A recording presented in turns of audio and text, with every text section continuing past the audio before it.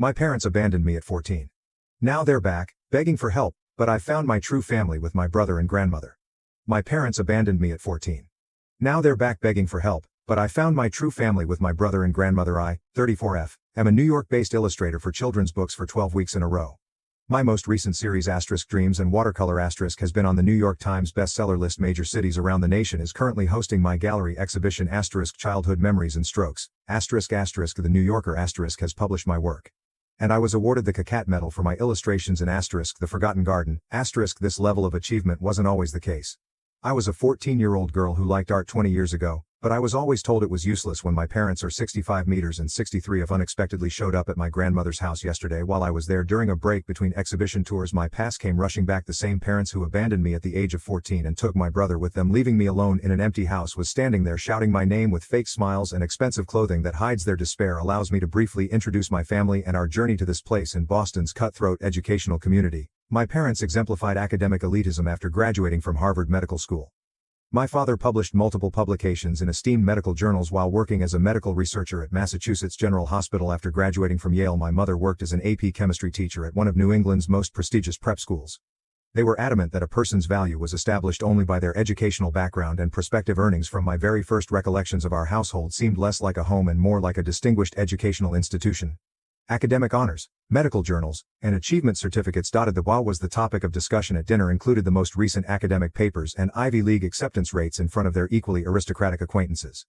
My parents paraded my brother's academic accomplishments at their many dinner parties. The jewel in their crown was my brother. He was prepared for medical school from the time he could read, as evidenced by his flawless SAT scores, by his junior year consecutive A's in every AP course, and his leadership of the math team and scientific club. Despite his innate academic prowess, I occasionally caught him yearningly gazing at the basketball court during his required study sessions. However, I was unique. I was drawn to painting as soon as I could grasp a crayon. I was using photos to create whole stories, while other children were learning their ABCs. My artistic skills were recognized by my preschool teachers, but my parents disregarded them as cute but impractical. Despite their constant promotion of instructive movies and academic flashcards, I always returned to my sketchbook. By middle school, there was a huge difference between what my parents expected of me and what I actually experienced.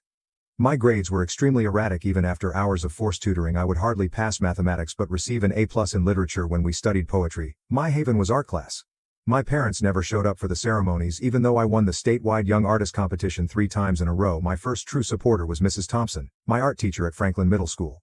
She acknowledged not only my technical proficiency but also my distinct visual narrative style. She would remain after school to teach me new skills and tell you have a gift people are moved by your art. She made several attempts to contact my parents with notes about scholarships for art school and potential careers in drawing and animation. Those notes, always followed by my mother's characteristic scoff, inevitably ended up in the trash.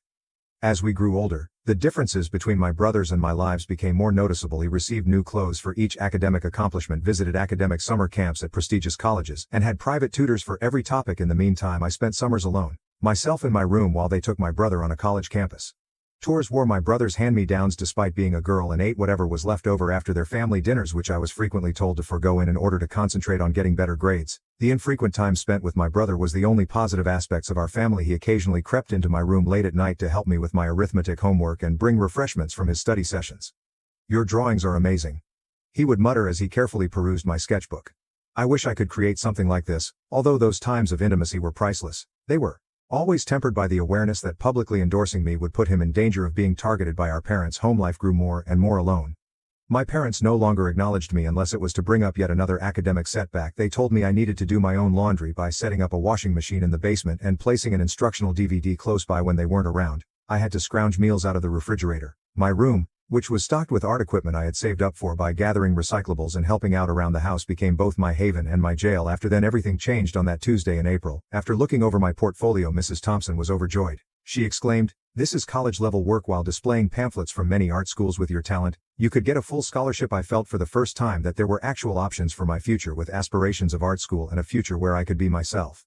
I recall almost flying home. However, the house felt different, empty. When I opened the front door, there were none of the typical sounds of my mother typing or my brother's study music. The quiet was overwhelming. A note was placed on the dining room table, the same table where I was not permitted to eat with them. It was my mother's handwriting. "Chilly, and exactly. Your brother will be moving to a different school. We've made it possible for you to live here." That was it. No contact details, no explanation. No farewell. I was left behind like unwanted furniture in a house that had been abandoned after they had stolen my brother. I passed out in the hallway, my portfolio all over the floor, My tears mingling with my sketches, I sat there for hours trying to figure out what I had done to merit such total desertion. Even though it was getting dark inside the house, I was unable to move. I mistakenly hoped that they would return, that this was simply some fancy lesson about academic dedication. As I heard every creak and moan of the house, practical concerns started to surface. As the shock subsided, I was 14 years old. How was I to survive on my own? What about expenses for education, bills and food? In my distress, a recollection of my grandmother came to mind. We used to see her frequently before my mother and her had an inexplicable falling out. She was a foster home caregiver who never questioned my love of art and always had a special grin for me. I spent hours looking through old documents and cabinets before discovering an address book hidden under the landline phone. With shaking hands, I called her number. Hoping it was still active, I started crying. When her kind voice answered, I was able to describe what had transpired. Despite my emotions, "I'll come right away, sweetheart," she responded without hesitation. "And I will never forget that. Bring anything that is important to you," considering that she lived 2 hours away. My grandmother came in record time. She remained silent when she saw me with my painting tools all about me, my clothing filthy and my face wet with tears. She simply gave me a hug while softly caressing my hair in a way I had nearly forgotten was possible. She whispered, "Your beautiful art," as she studied my stout drawings. "Let you and your talent somewhere safe."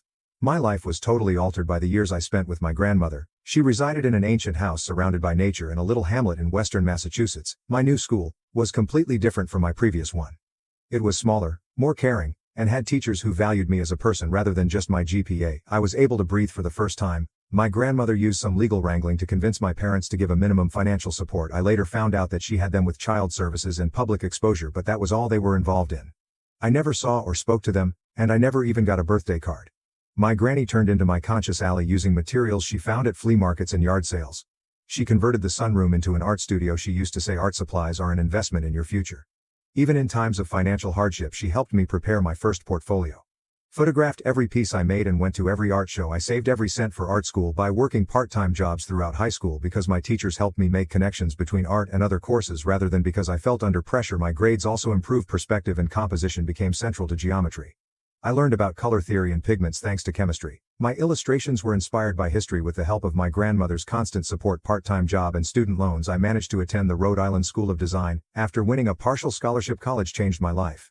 I discovered my voice, my community, and my style. A small publishing business became interested in my thesis idea. Children's book about a young artist figuring things out. It wasn't an easy road to success. I barely made enough money from my first novels to pay off my student loans. I worked as a freelancer, lived in a small studio apartment, and occasionally questioned whether my parents were correct to say that art was not practical. However, I persisted in pushing, creating, and believing in the road that my grandma had guided me to. Then everything changed. 3 years ago, my grandmother's garden and her loving nature served as the inspiration for my book *The Forgotten Garden*, which appealed to both parents and kids. Finding your own way, growing up unique, and the strength of unconditional love were all common themes in the pictures.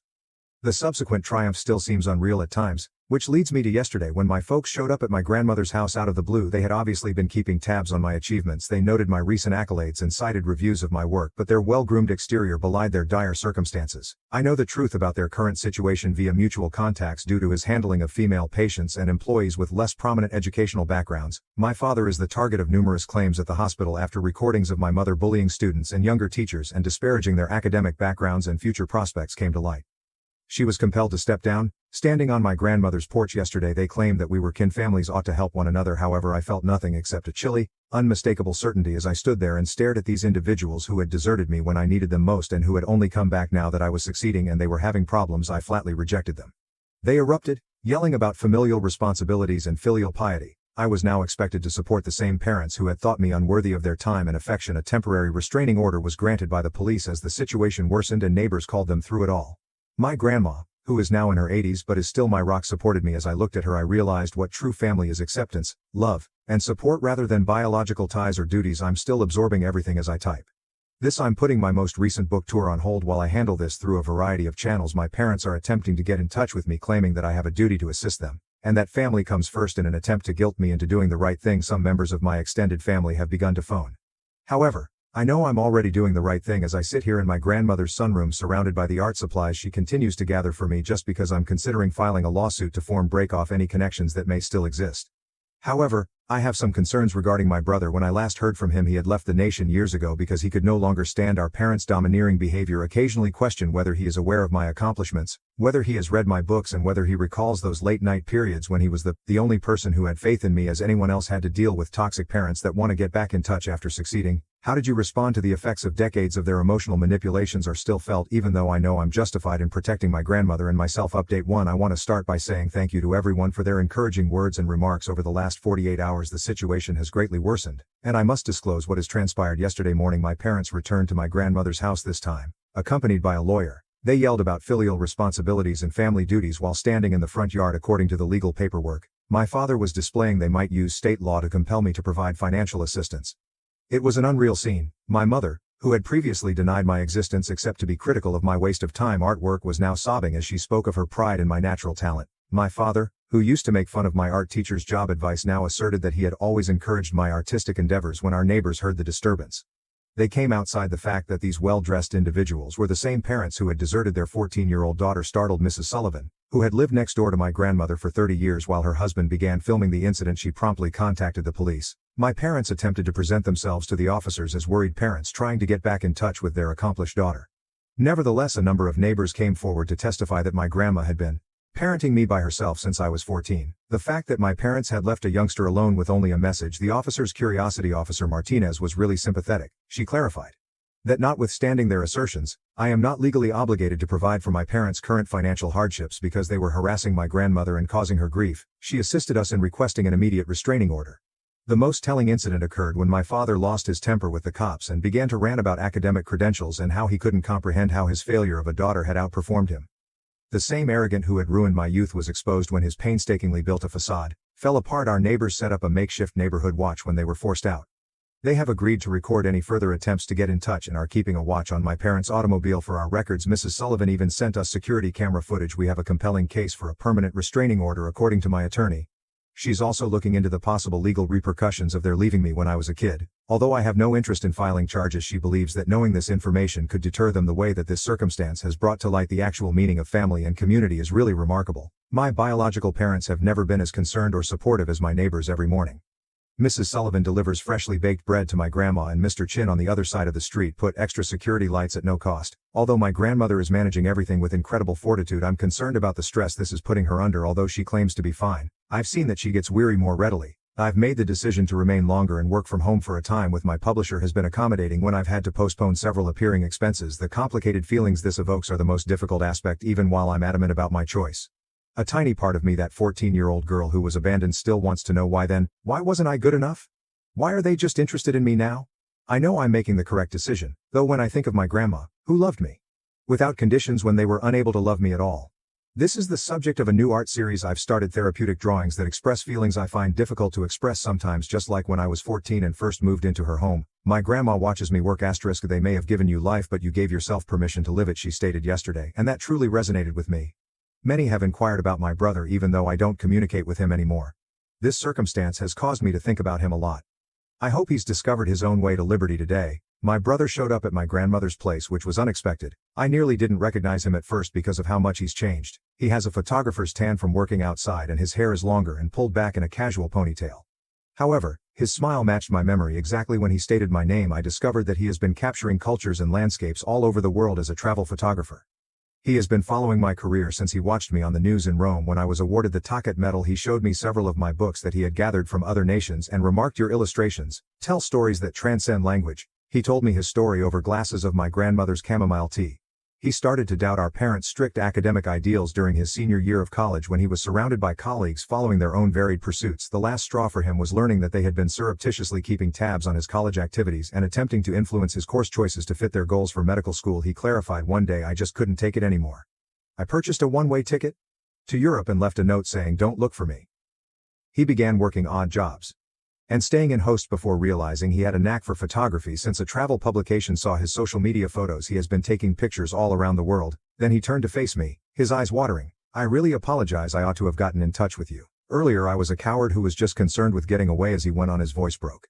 I always thought of the little sister who used to show me her drawings late at night when I saw kids reading your books in other countries. I was unable to control my own tears. We discussed how both of us ensnared in our parents' oppressive expectations. He would sneak me snacks and assist me with my homework on such nights. I said to him, back then you were the only one who saw me like he used to do when I was having trouble with math problems. He reached across the table and squeezed my hand.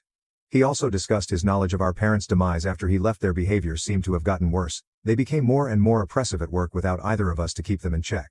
While Mom's verbal abuse of students and younger teachers finally caught up with her when someone filmed her outbursts, Dad began to female patients who didn't reach his educational standards occasionally. My grandmother wiped away tears as she observed our reunion from her favorite armchair. She disappeared into the kitchen to make her unique candied sweet potatoes, which she used to make for our infrequent visits as children when we inquired about lunch. The flavor reminded us of the good old days before our parents' greed ruined everything. We discussed future plans over dessert. The location of my brother's upcoming photographic project is only a few hours away in New York as we looked at old pictures my grandmother had saved. My brother reflected, sometimes I wonder if they ever loved us. We're going to hold monthly family meals here at grandmother's house. Real family dinners full of love and acceptance instead of academic pressure and judgment, perhaps in their own perverted manner. I answered, but they were more in love with their conception of success. He nodded fully, comprehending no more than 20-year gaps is okay. My brother said as he gave me a hard hug before he left, "Little sister, you're trapped with me now." I was at ease with my choices for the first time since our parents returned. We came here because of their desertion to a freedom and familial connection they could never comprehend. After he went to, my grandmother said it best. Families are sometimes made rather than born, founded on understanding, love and second chances. She is correct as usual. Our parents attempted to mold us into their ideal of success, but life had other ideas. Through the lens of a camera, my brother discovered his art. Illustration helped me discover mine.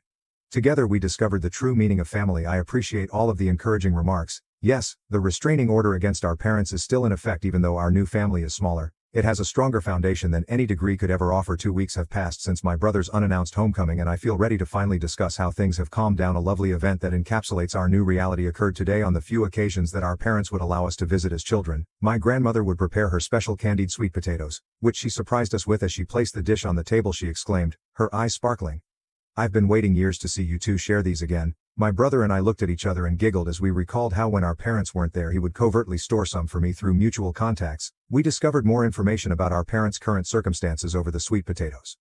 The whole story is worse than we first believed. In addition to his unwanted approaches to female patients from what he deemed to be suitable academic backgrounds, Dad's at the hospital was not limited to his educational background.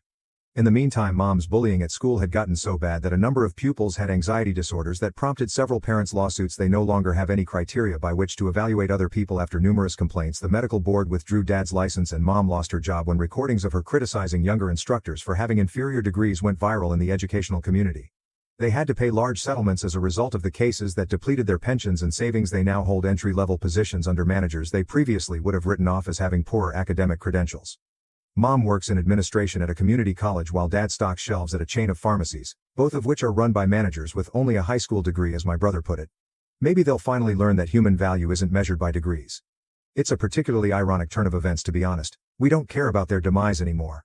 Our goal is to use the ashes of our history to create something fresh and lovely. Today, my brother came up with a fantastic idea. Every month we will gather at our grandmother's house for authentic family dinners free of academic scrutiny over meatloaf and without any exclusions. He is moving to New York, which is only a few hours away, to establish his photography business. He claims that observing our grandma with us served as the inspiration for his most recent project, which intergenerational family ties across cultural boundaries.